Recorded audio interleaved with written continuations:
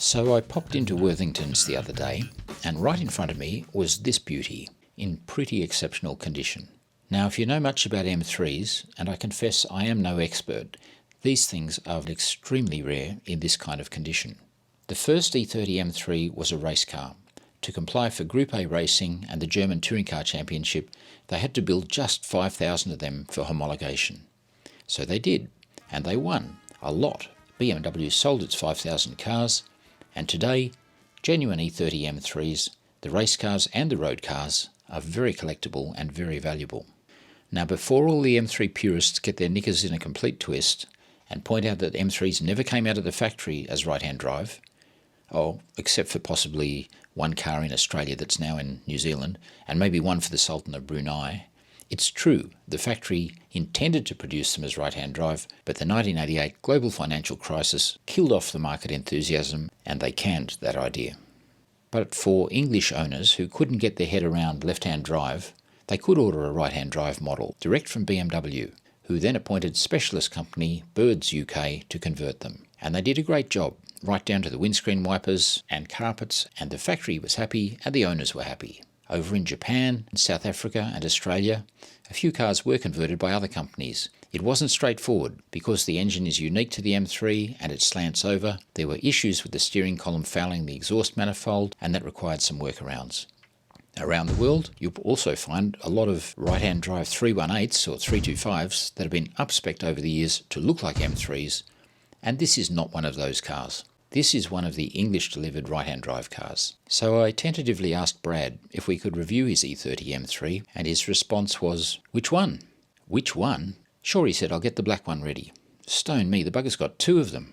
So here it is. The pristine white one can stay on the floor, and we'll drive the slightly less tidy one. Also a genuine M3, this time from Hong Kong, and also a right-hand drive conversion. It has had a harder life, being an ex-race car, so the good news is I don't feel too bad about driving it on our potholed roads. I guess it's time to meet Brad. That's weird, I've got an electric window and you don't. I used to. I don't know what happened. Wait a minute, you're not Mark Williamson. Who the hell are you? My name is Brad Worthington. That's a coincidence, because that BMW dealer up there is called Worthington. Yes, we've been the dealer since October 2002, and this year is our 20th year of being in business as a BMW Mini and BMW Motorrad dealer. Bikes and cars. M3, a genuine M3. Very genuine.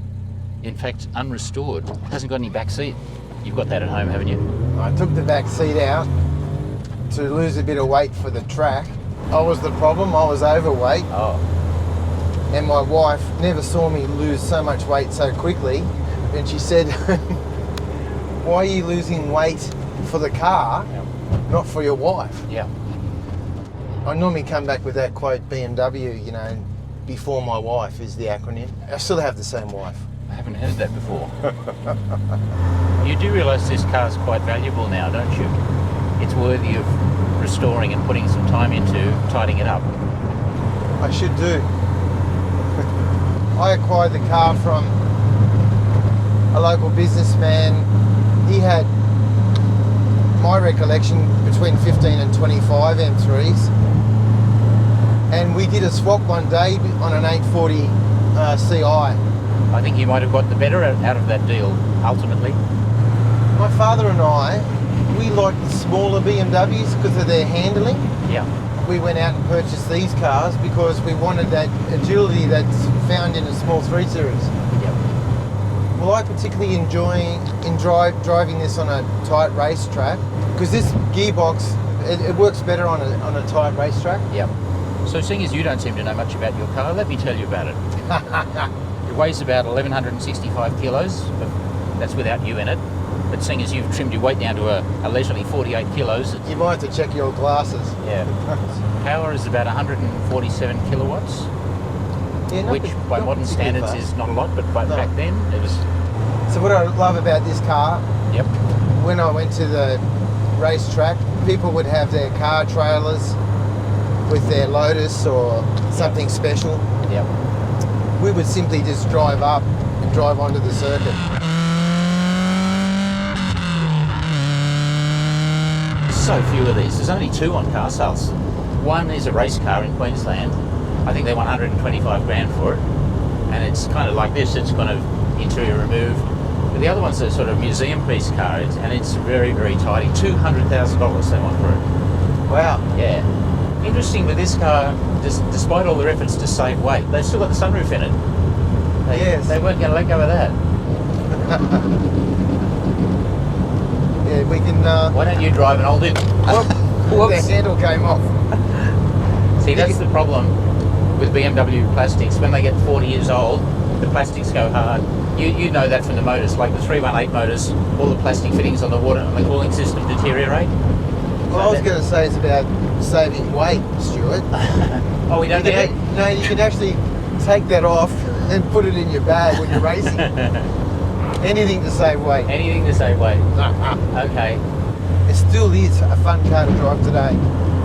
And that's why I believe, the motoring journalists still talk about the BMW M3 as a comparison, the first one. Sports Cars International, top sports cars of the 1980s, Porsche 959, Ferrari 288 GTO, and the BMW M3. So this car is in very prestigious company. Can I say it feels old? Yeah, it does. It's a rough road. We've got R-Spec tyres on. Standard suspension though. Standard but getting old. Yes. So I suspect the bushes and the shocks are getting a little tired now.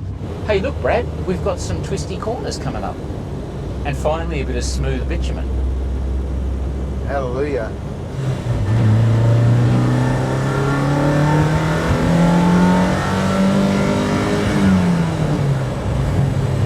Sounds like a motorbike engine. It's nice. Is it torquey or is it all top end? More top end. Yeah. Yeah, the grip's really good. So you're in fourth there.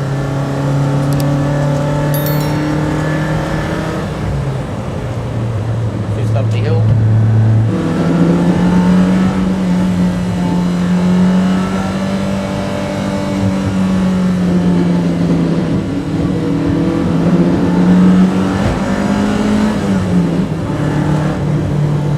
Makes a lot of noise, doesn't it? I love it. You're driving something special. Yeah. This gearbox is that real short range gearbox. Yeah.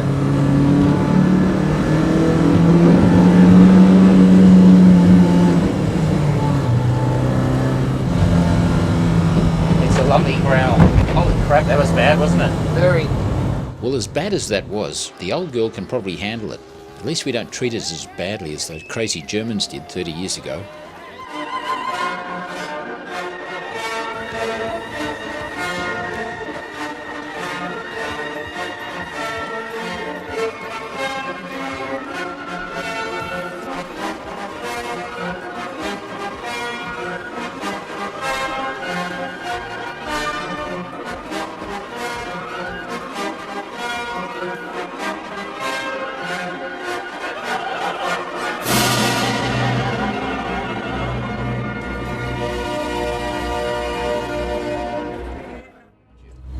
Very old-fashioned driving position.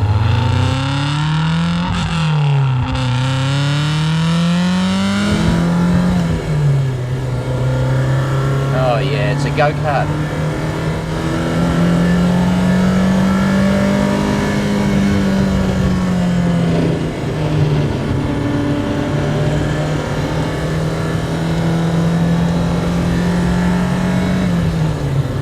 Not a real lot of torque, but very pointy indeed, isn't it? Yeah.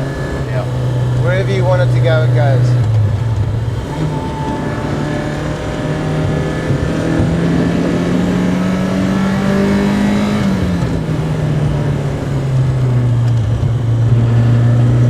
Oh, it's got enough torque.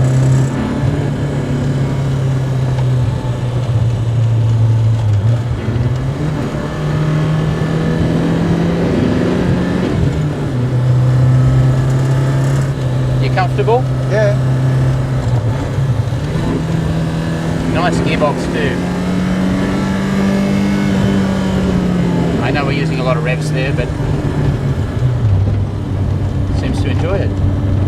Oh, that was fun. This on the racetrack would be just such a lot of fun. The corner grip's so good. I mean, it's a very firm ride.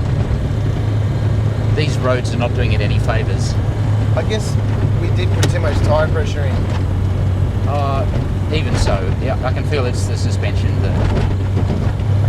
Part of it's the age, but see, that's really quite harsh through there, wasn't it? I can see the attraction, Brad. This is really a fun car. Just it needs a smoother road though than this, doesn't it? Definitely.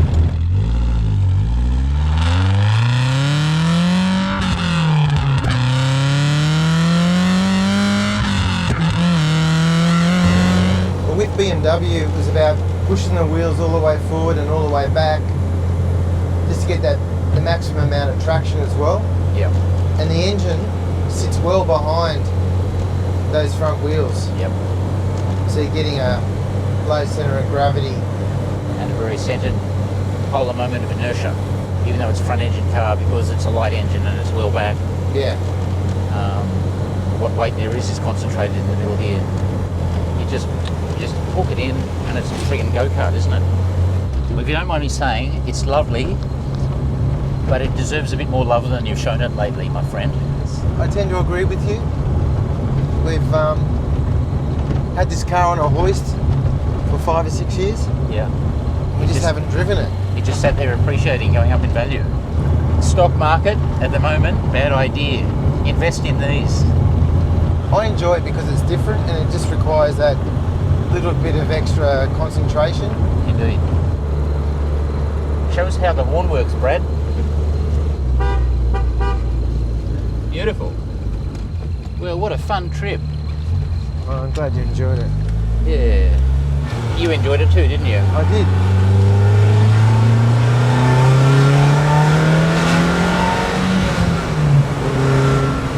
Woo! It's actually running better now than it was an hour ago, isn't it? It needed a good black. Yeah. This is perfect here. Thanks, Brad. Thank you. Welcome to inCARnation. Well, You got any message for Mark? a message for Mark. Well, Mark, you missed out today. Yeah, It was good fun. Snooze and you lose, baby.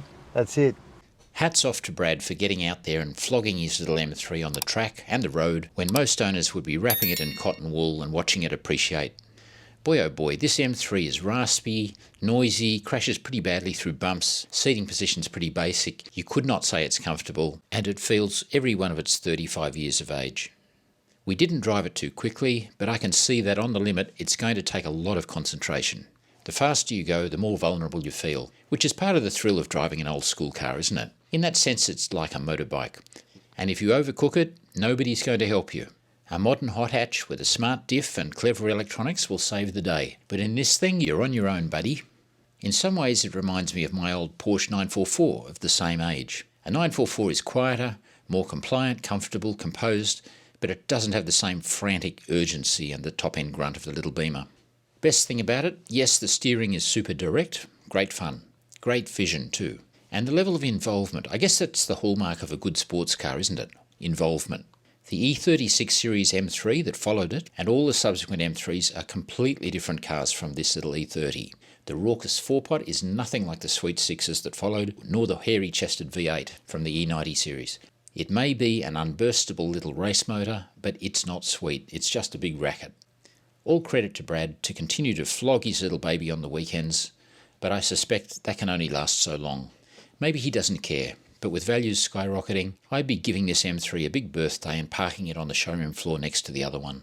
If I felt the need for a bit of BMW blat on a Sunday morning, I'd grab an M2 or a 1M instead. Maybe I'm just getting old. And we'll see you again. We will. Oh hey, you made it right through to the end of the video. Congratulations. Thank you for watching. If you like what you see, please share it with your motoring friends. And above all, click the little subscribe thing down here so you can see the latest videos when we bring them out, hopefully each week. I look forward to seeing you soon.